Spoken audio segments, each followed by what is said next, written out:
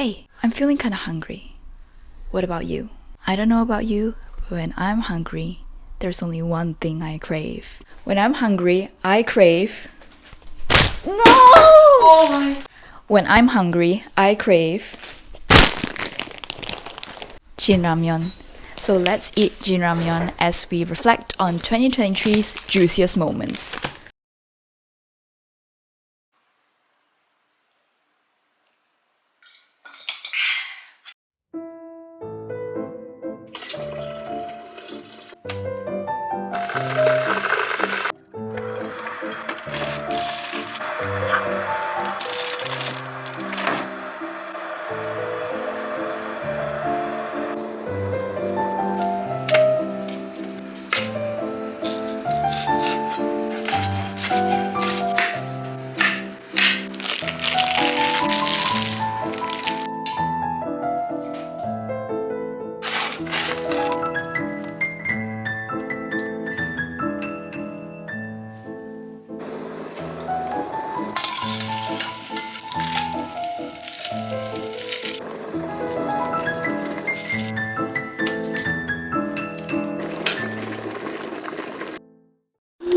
Hello everyone, how are we doing? I hope 2024 has been amazing for you guys, and welcome to my mukbang. You can't really see it because my house is quite small and I don't have much space to work with. Today on our spread, we have ramyeon, which I can't wait to dig in. It's a Jin ramen spicy. We have some leftover Korean fried chicken, which is from takeout yesterday. Oops, and you know, we don't waste here. And also a bit of my homemade kimchi that I'll be posting in my next vlog. Let's dive in. I have to tie my hair, even though it makes me look like a founding father. I just have to tie my hair when I'm eating. Sorry guys. Let's dig into this ramen. Ramen always tastes a lot better when you're hungry. So let's dig in.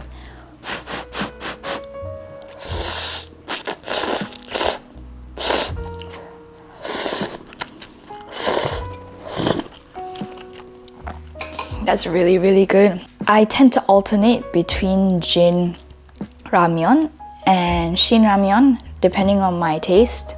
So today we're having Jin ramen.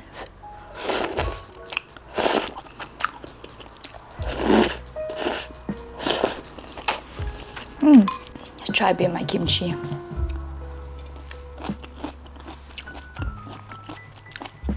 Not bad for a first try. Not bad at all.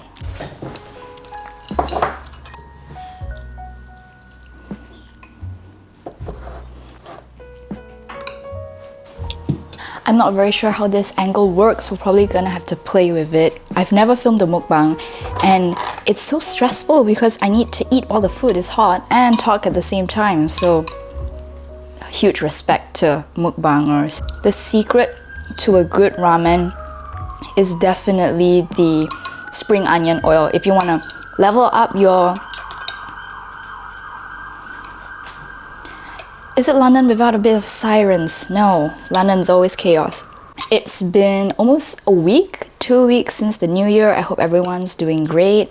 I've asked you guys to send in some of your questions and I have them here on my laptop, and that's partly why the reason that I'm sitting here as we reflect on 2023's juiciest moments. Since it's almost a year since I started taking content creation more consistently, I thought it would be good for me to sit down and answer some of your questions that you have, and also a chance for me to get to know all of you better and also for you guys to get to know me better. I thought what better way to do this with a Q&A and a mukbang session.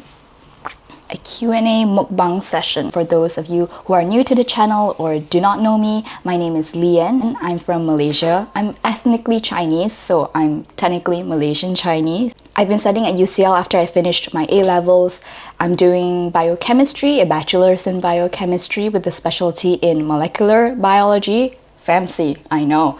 And I've just been jotting down my life here and there on YouTube just to sort of capture the memories before they fade, and to record my life here in London, because I know that I'll probably miss it when it's time for me to get shipped back to where I came from, I guess. The first question, or more so the most popular question, is how has life in the UK been? Are you excited for graduation? I hope that you've been doing well. To whoever who sent this, I love you so much too. I hope that you've been doing well. I would say that life in the UK has been relatively okay for me recently, aside from the shocking grocery store prices and takeout prices. In my third year, I've definitely found my own space, so I've definitely sort of adjusted well compared to my first and my second year. My workload for third year is quite a lot, not gonna lie, but definitely not as demanding as other courses. So I would say my course is fairly mid-range. It's a lot of content, but if you're really good at prioritizing what's important and being able to identify what's important through the lectures, then hey, like, you know, study smart, not study hard. Am I excited for graduation? Doesn't it taste better after it ferments? It's very extraordinarily. Okay. The idea of finding a job didn't really hit me until this year, definitely, because it's year 3, it's the end of my bachelor's. It's sort of a limbo stage where you're supposed to be studying, but at the same time, if you're from a competitive, reputable establishment, it only makes sense for you to be flung into the corporate world, because that's what everyone likes nowadays. I obviously hope that I'm able to graduate, of course, but it's more so the fact that it marks an end to my student journey that I've been doing, and that's all I've known for the past 20 years of my life.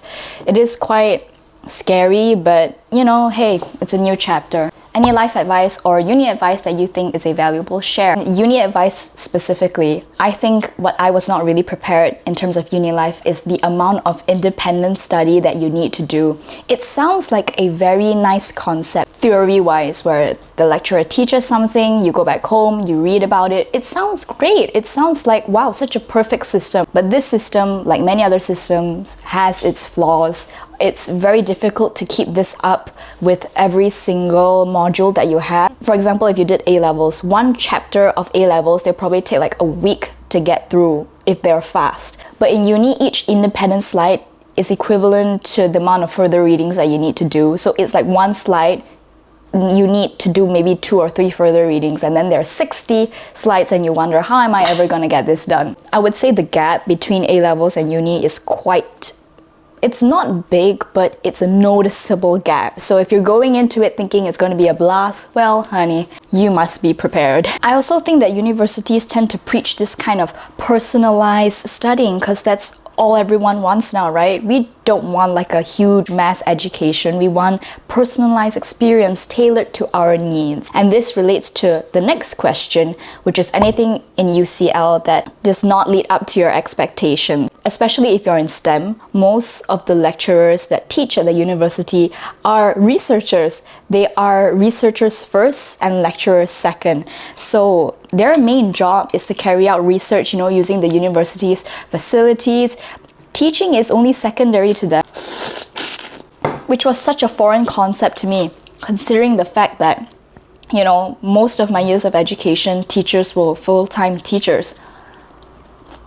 And because they're experts in their field, their area of expertise is very, very niche. While they are incredibly smart, incredibly knowledgeable people, sometimes that knowledge does not translate to their teaching. Because when you're in something for so long, it's very difficult to teach people as if they're beginners, or you would assume that everyone has a baseline knowledge. And that, paired with the further reading, the lack of effort put into their slides, sometimes they're probably on a time crunch trying to balance their labs as well as their teaching. But come on, we're paying international school fees. Don't you think you could up the standards a little bit? What are the main factors that brought you to deciding to study in UK?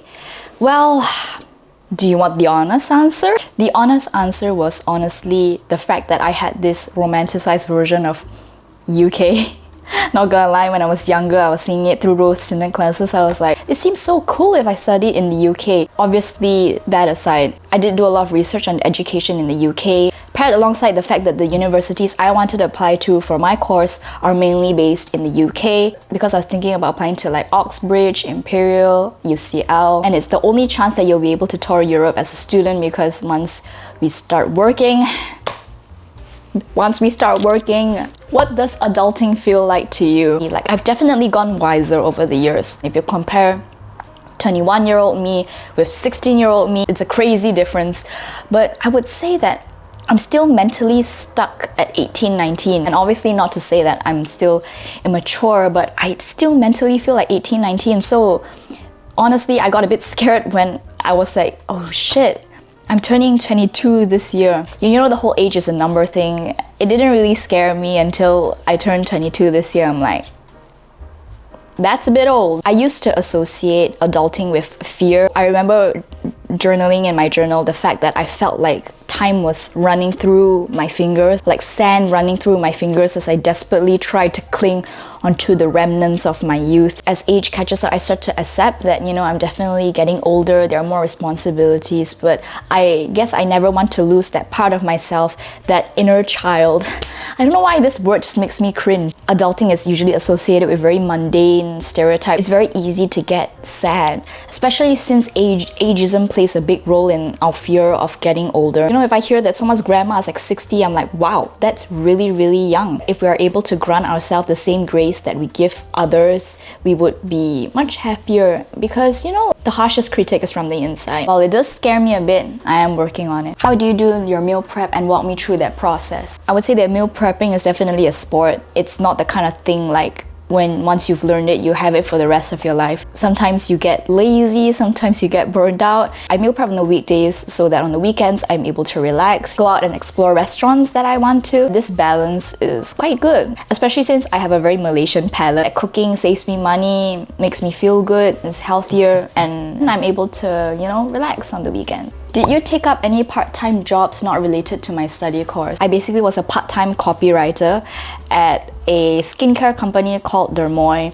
They're not really a skincare company, more like a skincare stockist, so think it's an online Sephora for skincare. I think that was actually a really good experience, because I was paid to write blogs for specific skincare products, and I honestly really liked the job because skincare was something that I'm very, very passionate about, and I liked it. And they needed someone who was able to write scientifically as well. And, you know, coming from my degree, I was able to deliver that. And so I really liked the job. I learned a lot about skincare and a lot of the search terms that people use when searching for skincare. I also did an internship that was not as fun. But yeah, so I did do it. It was a great way to earn part-time income. What's the toughest thing you've been through this year, and how do you overcome it? Basically, during my internship period here in London, I had to fly back to Malaysia early, completed the rest of my internship. I'm back in Malaysia online, and that was because I had a condition called uveitis. Basically, how I found out was that I was honestly really stressed at that period, because I was trying to adjust to the corporate culture in London, which is quite different from any other job that I've ever had. Basically, it was the end of year 2, so most of my friends went back. That small community that I had, most of them went back. Added on to this stress was the fact that I started seeing black dots everywhere. It was honestly really frightening, because I remember the moment that I realized that there was something wrong. I remember staring at River Thames through this huge office window, and I was seeing black dots darting around everywhere every time I moved my eye. And I was like, I don't think this is normal. I went to get it checked at the optician. He thought that it was just floaters, but if it increased, advised me to go to the hospital straight away. And yeah, needless to say that it did increase, and I was terrified for my life because I was worried what was happening. I didn't even know if I was gonna lose my eyesight or something like that, like the worst possible thoughts. And it just made me not get out of bed, and I was all alone. But thankfully, I still have family over here. I notified her of my condition, and she was so sweet. She's such an amazing person. Like, she took care of me. And, you know, after discussing with my family, we decided that it would be best for me to seek treatment back home. And so that's what I did. I remember feeling that I was very scared whether or not I would feel out of place or whether it was too much for me to handle, because I had to pack, I had to resign, and everything just changed. All my plans were thrown off the rails. Oddly enough, it all really sort of fell into place. When I went back, I remember just feeling, wow, I am at home. And through medication and everything, I am completely fine. I'm okay now. Thank goodness everything is under control. But that was definitely one of the toughest part of my life because, our vision is something that we tend to take for granted. If I'm being honest, that was one of the worst times of my entire life. I was at an ultimate rock bottom. I guess I was really hopeless, lost. I can't even find the right adjectives to use. I resorted to my creative side as an outlet to, mediate my stress, and also because I genuinely enjoy being creative as much as I love the STEM side of it. Tips for LDR. Whoa. I've seen couples that are so strong in their foundation, you thought that they'll probably end up getting married one day, or they'll probably be together forever, and they break up because of LDR. The whole issue with LDR, especially in our age, is the fact that this age is the age where people are most volatile, so we tend to change a lot. It's our 20s, we don't even really know ourselves, let alone envisioning a future with someone else. It's clearer to see the picture when you guys are together compared to when you guys are in two different countries. And people start to falter because once you're apart for very long and you start to adapt to, sort of different countries, you tend to see things differently. And when you see things differently and when your initial goals do not line up, then it's very difficult to be together, because what's the point of staying together if there's no common goal? Definitely try to have a common goal. You don't have to have everything figured out, but if you know that you want to have this person in your life for the future, then you guys can obviously find a middle ground somewhere. Try to find a situation where both parties are satisfied with where the relationship is heading. And if it doesn't work out, it's okay too. You'll get through this, I promise you. Things that I regret most in 2023. I am the kind of person that once I do something, I don't tend to dwell on what if or what could have been done differently, especially if I, screwed things up. It is important to reflect on the situation and see how we are able to improve, but I don't dwell in it. I don't think if only I did this, then, things would be different. It's a very fine line between reflecting and dwelling into your past that makes it hold you back. I wouldn't say that I regret, but there are definitely things I could have done better. I think that ties in with my 2024 resolutions. I would like to place more emphasis on my physical health. I think that people tend to get shamed when they're too enthusiastic about something, or ew, so cringe. But to live boldly is to love boldly, and that's something that I want to do. I want to do everything with courage and not be so afraid of the unknown. How do you cope with cringe stuff you did when you were young?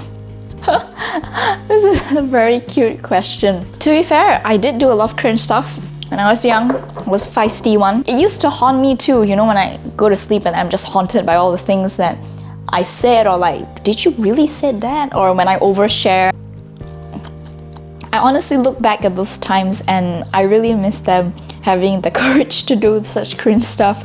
But I would assume that if you're saying cringe, it's just harmless fun, so why stop yourself from having some harmless fun, But obviously if the cringe stuff is kinda sus, then you need to do some reflection. Other than that, I think it's fine. You don't have to be analyzing our image 24/7, because that would be such a sad life to live, and keyword is in over-analyzing. You should analyze and you should reflect, but too much of everything is bad, so you don't have to sort of psychoanalyze yourself I shouldn't have done this, I shouldn't have done that, when in reality sometimes it's just harmless fun and people don't care as much as you think they do. Now that we have most of the questions answered, let's see how you guys have been doing in 2023. When can we go lepak? I really wish that we can go lepak soon. Drop me a DM. Let's go. Moved across 3 countries. Why did I do that? 2023 was so long. Girl, moving to 3 countries is crazy. It's honestly so much respect for you to be able to move so often, because I don't think that I'll be able to do that. How is your relationship with your sister? Really? Who is your favorite sibling? You're just getting me into trouble. More of your sisters, I love them so much. I love them too. Relationship advice. She's your baby, not your mother. If you're not old enough to know, then you're old enough to learn. And you can never be good at what you do for the first time, so go ahead and try. I strongly agree with both of these quotes. We live in an era where perfection is everywhere. We tend to see the best of everything, and that's honestly really damaging because not everything is this perfect.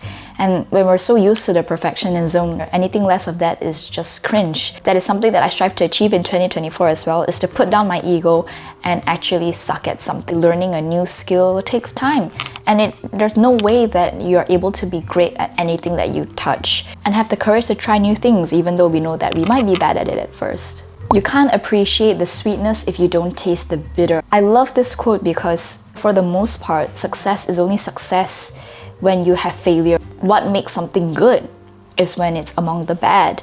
So everything is relative, and depending on the situation you're in, that might help you or that might break you. If you're a smart person in a room full of geniuses, it's relative. But if you throw the same person in a different circumstance, he may end up emerging as the best one. That's why I think not to take things too seriously, because really depending on where you are, the people that you surround yourself with, you may very much be better off than you think you are. In simple terms, this also happens with deadlines, right? Because if we're assigned a deadline, we always wish we had more time.